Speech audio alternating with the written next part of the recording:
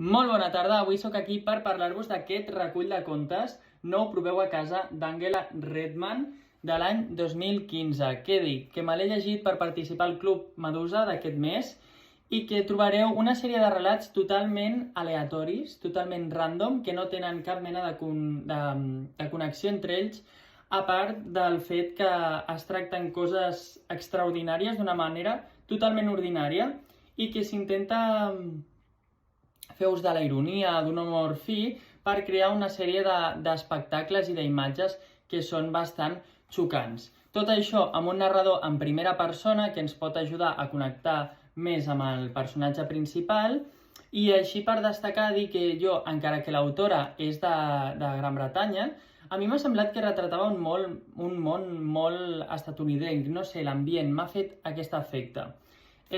Tot, ja us dic, super aleatori, amb un punt de surrealisme, inclús de realisme màgic, jo diria.